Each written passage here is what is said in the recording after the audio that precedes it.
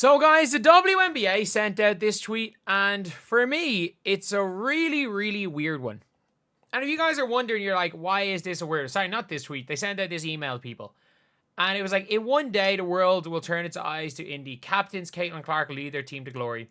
We still have a few VIP packages, whatever. But in the middle, it says here, Paige Bueckers is making history as the first rookie to start in an All-Star game since 2023. Sorry, since 2013. So, if you guys don't know, in 2024, which was not too long ago, last year, this was the All-Star starters. There is clearly a rookie right there. There is very, very clearly a rookie right there starting. And look, is it the end of the day? Or is it the biggest deal in the world at the end of the day? Not really. Not really. But there is currently a rookie starting. And I don't know if they realize that. I don't know if the WNBA realizes that there was a rookie that started last year. But I would like to introduce you to Caitlin Clark. WNBA, I would like to introduce you to Caitlin Clark. And then a lot of people were saying it doesn't really count. That it doesn't really count that Caitlin Clark was there because basically it was there was the All-Star starters were selected by the coach and it wasn't done the normal process. Well, let's go 1 year back to 2023. There's Aaliyah Boston, who was a rookie. Lads, there was not only has it not been 12 years since a rookie started in the All-Star game, it happened last year. And even if it didn't happen last year, like, it happened the year before. Even if last year it did not happen, it happened the year before. If you want to make the argument and pretend that because it was the USA versus the world, that it does not count that Caitlin Clark was an All-Star starter. And let's be real, it still does count. Nobody is making the argument that it does not count because Caitlin Clark, because it was USA versus the world. If anything, it's even harder to start when as a rookie when the coaches pick you. Because let's be honest, if it was picked by the coaches, Paige would not be starting. Like, Kayla McBride just about made the All-Star team. Alyssa Thomas is on the same team as Paige Bueckers. If it was picked by the coaches, if Cheryl Reeve had her choice, Paige Bueckers would not be starting in the All-Star game. It's even more impressive that Caitlin Clark started the game. Like, with everything that happened. But the fact the WNBA, they think that they can just lie. And by the way, a lot of people, it's like, for Paige Bueckers, this isn't a knock on Paige. This isn't even a knock on Caitlin. It's not a knock on Aaliyah. It's just rewriting history. And I think in general, it's just something the WNBA keeps doing. They keep forgetting that, we've the ability, we remember things. People remember things. And you didn't even need to say it. Like, Aaliyah is clearly starting there. All they had to do was say, and for the third consecutive year, a rookie is starting in the All-Star game with Paige Bueckers starting for Team Nafisa Collier. Everything doesn't have to be history.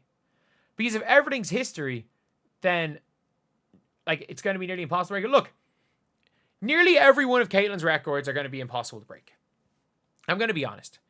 Nearly every one of Caitlin's records are going to be completely impossible to break. And that's fine. That's fine. Caitlin's records are going to be so tough to break.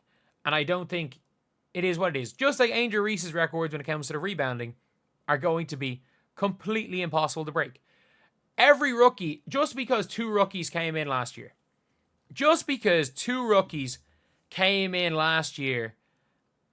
to and broke nearly every single record. And you can have so many records because one of them rebounded like no one has ever done, and the other one passed like no one has ever done. I think it's one of those things where